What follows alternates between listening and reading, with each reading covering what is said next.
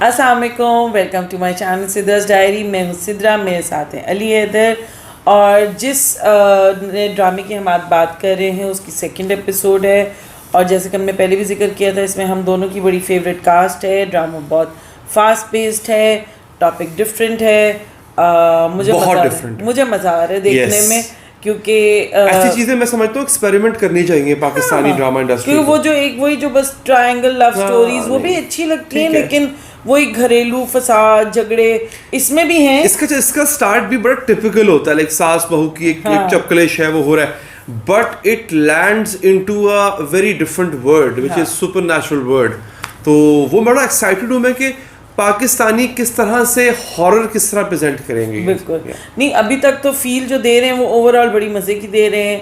उसके अंदर हम बात करें नीली जिंदा है की, जिसमें मोहिब मिर्ज़ा हैं और उसके अलावा बाकी भी जो हमारी कास्ट है वो काफ़ी, उर्वा मैं हमेशा भूल जाती हूँ लेकिन उर्वा जो है वो भी हैं। और इस दफ़ा की जो एपिसोड थी, again it was very fast pace. उसमें ये दिखाया है कि वो घर में शिफ्ट हुए हैं। वो बड़ा मुझे स्केरी सीन लगता है जिसके अंदर इलेक्ट्रिशियन जो होता है उसको, क्योंकि उनके जो घर ओपनिंग जो थी उसमें ये दिखाते हैं कि घर की लाइट सही नहीं होती है। सो व्हाट हैपेंस इज कि वो कहते हैं कि वो बाहर खाने पे गए होते हैं, तो वो इलेक्ट्रिशियन कहता है जी मैं आ गया हूँ, तो वो बड़ा सीन था।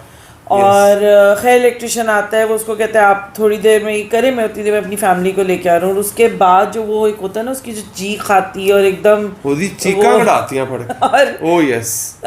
वो बड़ा वो एकदम से था कि लाइट गई होती है, उसकी चीख आती है और लाइट आ जाती है। तो वो मुझे थोड़ा स्कैरी लगा, यानी स्कैरीपन का जो एलिमेंट है वो आहिस्ता आहिस्ता इस एपिसोड में आ रहा है। अच्छा, मुझे एक बात समझ नहीं आ रही है, यू नो आगे चल के आप बताएंगी ना उस पर, तो फिर खैर अभी रुक जाता हूँ मैं थोड़ी देर। अच्छा 2 मिनट और रुक जाता हूँ मैं। बड़ी जोर का बड़ा इंटरेस्टिंग सवाल है, आपने जाना कहीं नहीं, जरा अभी 2 मिनट जब स्टोरी आगे बढ़ाएंगे ना सिद्रा, कौन सा वाला? नहीं वो मजा नहीं आएगा ना ऐसे पे। आप आगे बता देना यार। देखो ऐसा है कि आगे चल के आप ये बताएंगी कि मोहिब की माँ जो है वो जादू करवाना चाह रही है। हाँ वो तो लेकिन नहीं, अगेन सुने, इंटरेस्टिंग पार्ट इज मुझे ये लगा था प्रोमो देख के या टीजर देख के कि उनके जादू की वजह से वो उर्वा जो है वो आसे भूत टाइप वो वहां पे नहीं, वो उससे पहले है, शी इज ऑलरेडी देयर। उस घर की ऑलरेडी एक स्टोरी है। हाँ। वो क्या है, क्योंकि आपने देखा होगा कि वो सीन वो दिखाते हैं फिर कि वो घर में शिफ्ट हो गए हैं और उनका वो कोई पुराना स्टोर रूम है, वहां से वो सामान निकालते हैं, संदूक, हाँ दुल्हन का जोड़ा है, उसमें एक तस्वीर भी है। और जो वो तस्वीर उनको टंगी हुई नजर भी आती है मियां बीवी को। हाँ। अच्छा, अब यहाँ पे एक और स्ट्रेंज चीज़ हो रही है कि जितना कुछ भी जो वो एक जो एलिमेंट है, जो भी उस घर के अंदर एक चीज़ है उसकी उसकी जो फीलिंग है वो मोहिब की वाइफ को हो रही है या उनकी बेटी को तो बहुत प्रॉपर हो रही है, लेकिन बीवी को डर लग रहा है, बच्ची को डर नहीं लग रहा, कम्युनिकेशन हो रही है। हाँ वो काइंड ऑफ हो रही है। और उसके अंदर उन्होंने ये काफी हद तक अडैप्टेशन है कुछ इंग्लिश मूवीज की, मैं नाम नहीं लूंगा, ये कॉन्सेप्ट काफी हद तक अडैप्टेशन है कि बच्चे जो हैं उनसे इन कम्युनिकेशन होता है, वो जो सुपरनैचुरल बीइंग होता है और जो बड़ा होता है वो डर रहा होता है। मुझे जो मजे की चीज लग रही है ना कि पाकिस्तानी ड्रामों में हॉरर स्टोरी, क्योंकि अभी थोड़ा अर्सा पहले एक आया था ड्रामा छलावा, वो भी अच्छा था, लेकिन पता नहीं समझा मेरा इंटरेस्ट उसमें इतना डेवलप नहीं, बिल्ट अप नहीं होता। This is more intriguing. हाँ ये ज्यादा है, मुझे देखना है कि क्या हो रहा है। अच्छा, अब उसमें एक बड़ा अच्छा उन्होंने पार्ट दिखाया जिसमें दिखाया कि उसकी माँ जो है वो अपनी उनकी कोई रिश्तेदारी आई होती है, उसके सामने रो पिट रही होती है, जी मेरे बेटे को ले गई है। वहाँ पे ये बात होती है, वो कहती है एक बाबा जी हैं, मैं आपको लेके जाऊँगी, जो भी तेरी बहू ने उस पर कराए हुए ना जादू टोने वो सारे तोड़ देंगे। अच्छा, ये it actually happens in our society. और वो ये फैसला कर चुकी थी कि तुम्हारी बहू ने जादू करवाया हुआ है। हाँ। और जब बाबे के पास जाते, बाबा भी ये कहते हैं आगे से, हाँ, क्योंकि ये इतने कॉमन प्रॉब्लम्स हैं।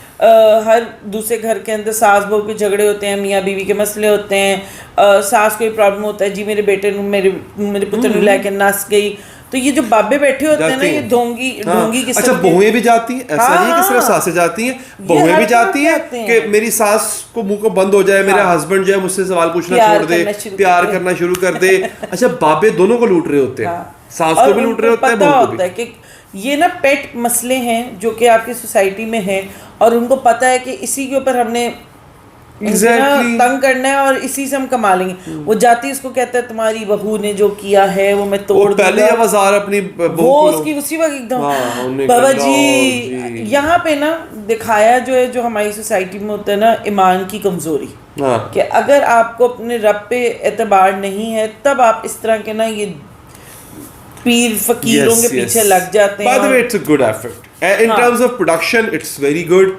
In terms of storytelling, it's very वो good. वाला जब सीन है जिसके अंदर है मुझे तो कुछ हो रहा था, जिसमें वो बच्ची उठ के, वो रात का सीन है और बच्ची उठ के बाहर चली गई है, वो नीचे आ रही है और अब क्या होने वाला है मुझे वो देख के ना ओवरऑल, क्योंकि जो माँ है उसकी, उसको तो ओवरऑल डर लगता है घर में, वो किचन में होती है तो वाकई वो बहू वाला सीन होता है कि.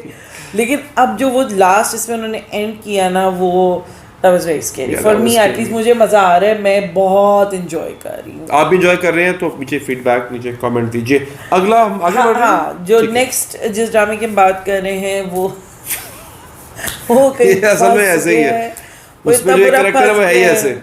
नहीं, वो बहुत फंस गया है कि ना, अब मेरी ना वो एक होता है ना कि हमसे मजबूरी के तहत आप यकीन माने देख रहे हैं कि रिव्यू करना है, क्योंकि लोगों को होता है कि ढंग का रिव्यू करें. ऑब्वियसली बड़ा ड्रामा है, बड़ी कास्ट है, बड़ी कास्ट है, इतनी स्ट्रॉन्ग स्टोरी है, लेकिन अब वो उस ट्रैक को छोड़ के टोटली वो अमल का ट्रैक और हैदर का ट्रैक और मिनाल का ट्रैक चल रहा है. लेकिन इस एपिसोड में मेनली थोड़ा वो सैड सीन था जिसमें यासर जी जाती हैं प्रोफेसर की कब्र के ऊपर और वहाँ पे जाके उनको उनकी बेटी की बातें बताती हैं, और वो जो एक लेटर वाला सीन था कि उनकी कब्र के अंदर रखती हैं, वो थोड़ा सा मुझे डिस्टर्बिंग लगा. और मुझे लगा कि अब ये कुछ होने वाला है, अब उन्हें वो आई है ना, आपको शायद कोई हिंट मिल जाएगा, कुछ जाएंगी कुछ. फिर वही एकदम से घूम फिर के अमल कहती है मिनाल तुम आ जाओ, मैंने तुमसे बात करनी है. मुझे मिनाल के ऊपर गुस्सा चढ़ रहा है कि वो अपने हस्बैंड के साथ आराम से बैठ के बात क्यों नहीं करी. और गुस्सा मुझे सबसे ज़्यादा हैदर पे है. मिनाल उसको जाके कहती है कि तुमने उसके अगेंस्ट दोबारा से कंप्लेन लिखाई और वैसे खड़ा हुआ है.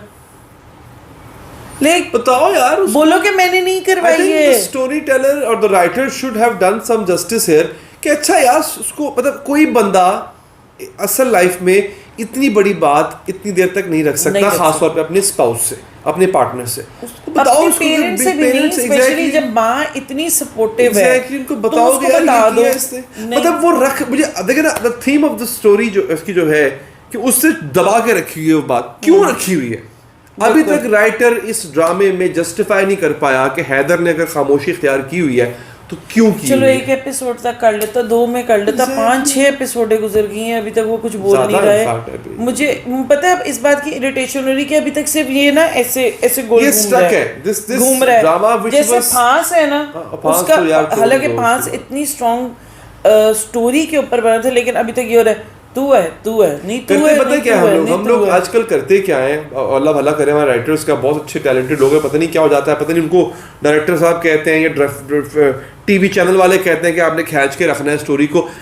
प्लॉट की बिगिनिंग इतनी मजे की होती है और बजाय उसके कि उसके ऊपर रिवॉल्व करें स्टोरी, उसको कहीं पे आप एंड करें, वो कुछ बीच में से 10 शाखें और निकाल लेते हैं, वो फिर वो आप उधर की. यही सब हो रहा है डंक में, यही हो रहा है रक्स बिस्मिल में, एग्जैक्टली यही हो रहा है खुदा और मोहब्बत में. यानी ये वो ड्रामे जिनको स्टार्टिंग में देख के ना मैं ऐसी होती थी कि यार अब क्या होगा, लेकिन नहीं हो रहा. और मुझे I am hoping can praying के नीली जिंदा जो है उसके अंदर वो ये ना करें कि जी 2 एपिसोड के अंदर तो इतना उन्होंने हमें ओवर द एज रखा हुआ था सीट पे, लेकिन उसके बाद एकदम से उसके बाद यही चल रहा हो अगले 5 एपिसोड नीली बाजी हुए बहु.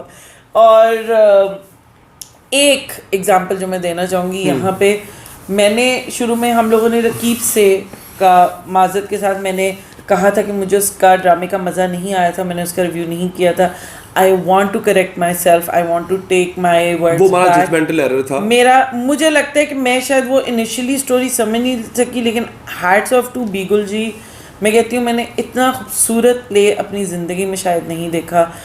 धूप किनारे टाइप आपको याद होगा, ये वो लेवल है कि आप मुझसे कुछ एपिसोड्स मिस हुई है और मैंने वादा किया इस तरह से कि मैं देखूंगा. मैंने क्योंकि छोड़ दिया था बीच में, लेकिन फिर बाद में पता नहीं क्या मैंने उसको देखना शुरू किया, और क्योंकि उसकी सारी एपिसोड्स कंप्लीट हो गई थी, मैं देखती गई ओह गॉड ये क्या ड्रामा है. मेरा दिमाग लिटरली एंड में फट गया था, इसलिए कि ये इससे खूबसूरत राइटिंग मेरे ख्याल से अभी रिसेंट कुछ दिन अरसे में मैंने नहीं देखी. तो ओवरऑल डंक से यही गुजारिश है कि प्लीज़ थोड़ा सा स्पीड पकड़ें, कोई कहीं पे तो लेके आए, प्रोफेसर के केस को वापस लाएं, उनका एलिमेंट दिखाएं, हमें देखना है। अब इस चीज़ को वाइंड अप करें और जल्दी जल्दी स्टोरी को अब करें कि क्या करना चाह रहे हैं आप, जो भी करना चाह रहे हैं ना उसको, हाँ बस अब कर दें, उनको किसी पास ले जाओ। और जिन्होंने रकीब से नहीं देखा, my highly recommended drama, please start watching Raqeeb Se, it's a beautifully written drama, it is. और आप भी खत्म करें, हम देखें, मैं भी मुका दूं, मैं दोबारा देखूंगी आपके साथ। डन। थैंक यू जी, thank you so much for watching Sidra's diary. ये एपिसोड पसंद आया हो तो कमेंट कीजिएगा, इंस्टा पे फॉलो कीजिएगा, स्नैक पे इनको फॉलो कीजिएगा। बहुत सारा प्यार, बहुत सारी दुआएं। खुदा हाफिज़।